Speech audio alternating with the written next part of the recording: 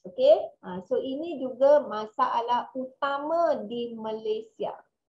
Masalah bantut. Kenapa? Bila masalah bantut, maka berlakulah yang tadi tu.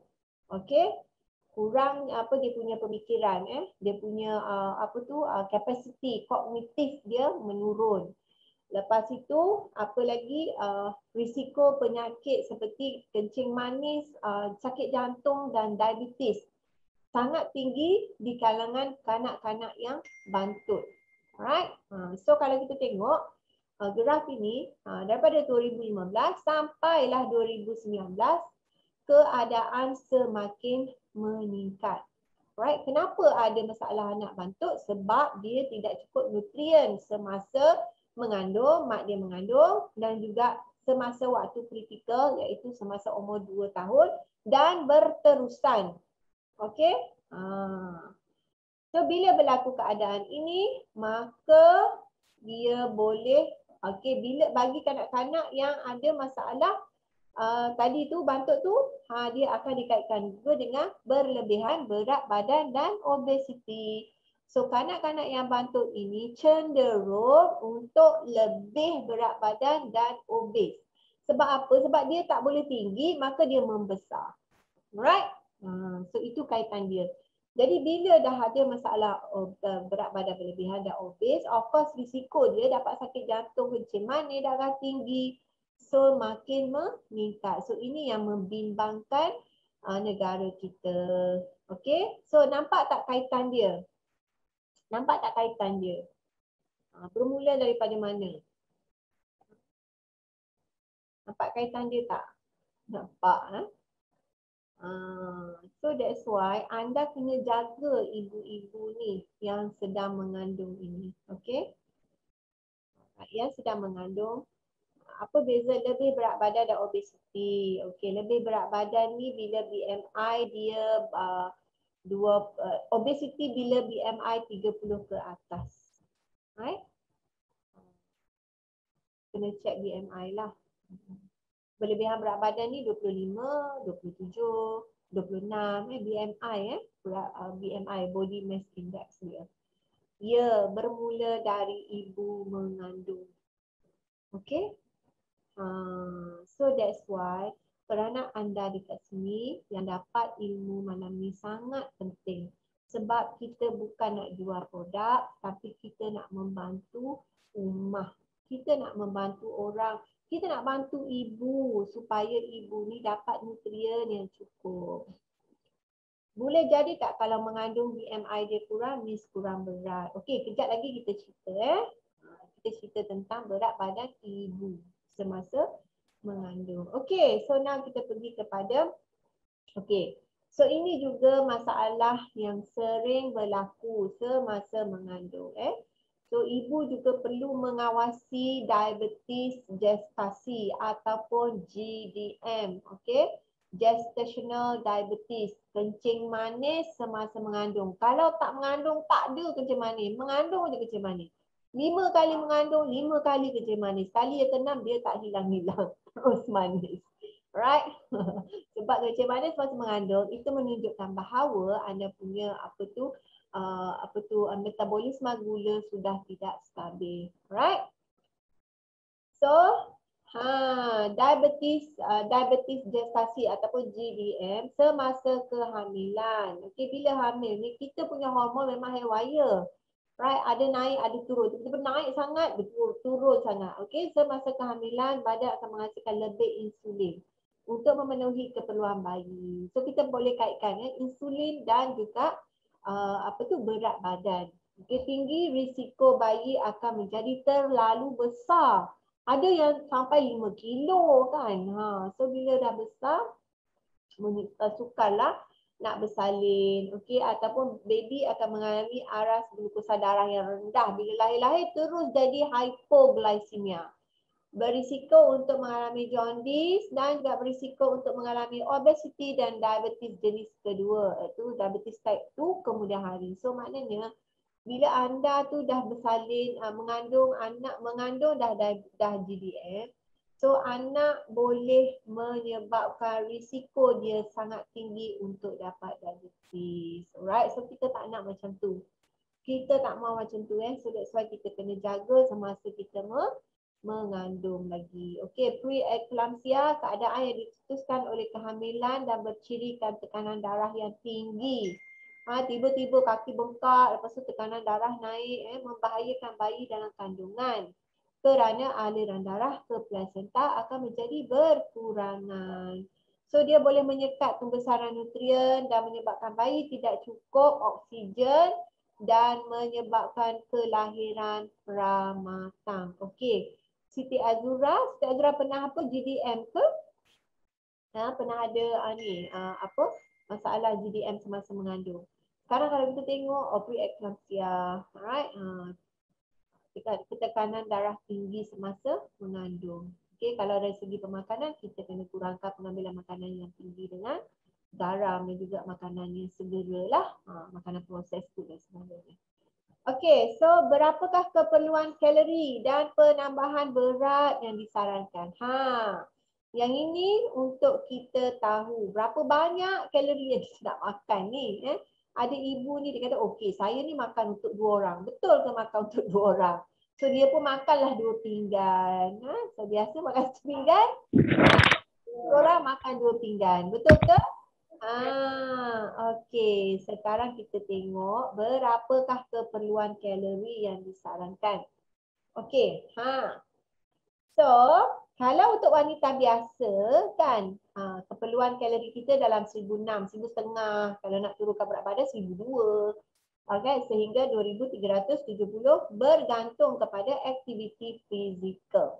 Maknanya kalau kita lagi aktif, lagi banyak kita boleh ambil, lagi banyak tenaga kita boleh ambil. Tapi kalau kita tak aktif, kita duduk je, banyak duduk daripada berjalan, maka kita tak perlu lebih banyak kalori. Penambahan kalori yang diperlukan. Okey, untuk first trimester ataupun 1 bulan hingga 3 bulan. Berapa banyak kalori kita kena ambil? 80 kalori je, sebiji buah dah cukup.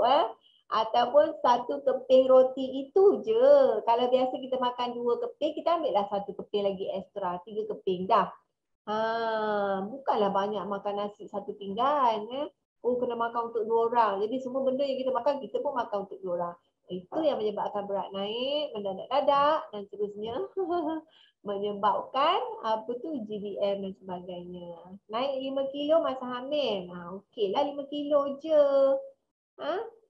Okey, so untuk trimester kedua ataupun 3 hingga 6 bulan, anda boleh makan 1 mangkuk nasi ayam ekstra. Contoh. So keperluan dia hanya tambah 280 kalori sahaja. Kalau untuk third trimester, anda boleh ambil 470 kalori ekstra. So macam 1 pinggan nasi lah lebih kurang macam tu. Ataupun seketul ayam goreng tu. Itulah dia punya perbandingan dia. Tak adalah makan untuk 2 orang. Kita makan untuk seorang juga. Tapi keperluan nutrien tu lebih sedikit sahaja. Okey. So ini yang menyebabkan orang tak faham. Alright, orang tak faham. Kena makan banyak, maka makanlah setiap kali makan double. Setiap kali makan double. So naiklah berat badannya. Okey. So, ini adalah saranan penambahan berat badan. Tadi kan ada soalan, kalau BMI mana? Kalau mengandung BMI dia kurang, kalau BMI dia kurang, dia kena ada penambahan 12.5 hingga 18 kilo. Dia boleh tambah berat badan dia. Okey? So kalau dia normal, dia berat badan normal 11.5 hingga 16. Tapi kalau dia ada masalah berat badan berlebihan, penambahan berat badan dia 7 hingga 11.5 kilo. Kalau dia obes, okey, penambahan dia 5 hingga 9 kilo sahaja. Right? Naik berat sampai takut tengok. Berapa kilo Ira? Berapa kilo naik masa mengandung? Ada orang naik sampai 20 kilo. Kan? Keluar baby 3.5. Baru nak cakap 20 kilo. Keluar baby 3 ni, apa 2.5 kilo je baby. Yang lain tu naik berat mak. Oh, 14 kilo Syairah. Banyak normal 70. Last 95, masuk level 92. Masa tu dah tak fikir lah, taklah berat lah. Lepas ni masa pantang, nak pantang betul-betul. So kalau pantang betul-betul boleh turun. Seram. Memanglah seram. Tiba-tiba naik, Masya Allah, 95 kg. Okey, redha je masa tu kan. Okey. So, inilah keadaan yang berlaku. Okay, sarana penambahan berat. So, maknanya banyak makanan yang ibu-ibu makan ni adalah makanan yang tidak memberikan nutrien, tapi dia memberikan kalori. So, tu kita tak nak. So, kita kena faham juga apakah makanan yang ada nutrien, apa makanan yang ada kalori. Gemuk sungguh masa ngandung ketiga. Rasa macam apa, nak ambil gambar pun tak nak betul Cik Hana? Kalau boleh tak nak gambar. Tak nak tengok. Okey. Okey. Alright. So ada soalan sampai setakat itu? Takut sangat Ada soalan tak?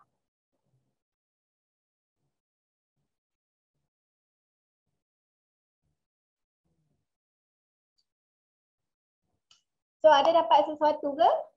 Ada dapat sesuatu yang berguna untuk anda? Alright. Banyak. Alhamdulillah. So kalau you all ikut certification tadi tu, yang Akila dah terangkan tadi, lagi banyak dapat. Ni sikit je. Sebab 2 jam tak cukup lah nak cerita semua. Alright, mengandung 7 bulan pun masih pakai baju keluar, cantiknya. Okay. Best perkongsian, terima kasih. So kita akan share banyak lagi ilmu-ilmu yang anda boleh gunakan. Okay, so bila kita, saya nak kita semua ni adalah menjadi penyebar ilmu, bukan penjual produk. Right? Sebab orang tak nak bila kita jual produk, tapi orang nak bila kita bila kita sharing ataupun bila kita faham masalah dia kan. So mendapat kesedaran untuk naik pregnant. Alhamdulillah, tahniah. Betul kan. Kalau kita tengok kan, kalau kita menjual produk kita pun tak suka kalau orang jual produk kat kita kan. Tapi kalau kita tengok ibu mengandung, kita faham masalah dia. Mesti dia akan suka kan? Mesti dia boleh betul. Hamil.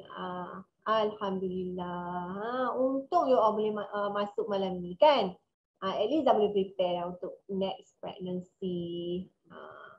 Betul, jual berdasarkan pengalaman. Kita jangan ada mindset yang saya nak jual produk saya.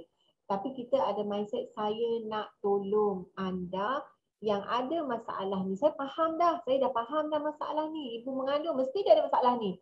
Sebab tadi you all cerita kat saya sama je dengan slide saya kan. Terbelit lah. Okay. Kaki bengkak lah macam gajah lah. So itu memang masalah-masalah yang ibu hadapi. So ibu ni bila dia tengah mengandung, dia suka kalau orang care pasal dia kan. So kita akan care, kita show kita punya empathy, show that we care about them kan. Bukan kita nak jual produk semata-mata, tapi kita nak bantu mereka nak melalui tempoh yang mengerikan bagi setengah orang kan, especially bila tengah terbelit. Ya Allah, saya pun tak tahu sebab saya memang sama juga macam anda semua, mengalami keadaan yang sama. I think semua wanita yang mengandung lah ada masalah sama kan, especially yang ambil pil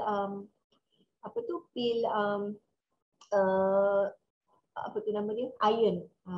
Pil iron tu memang akan ada. Alright, so kita pergi kepada next.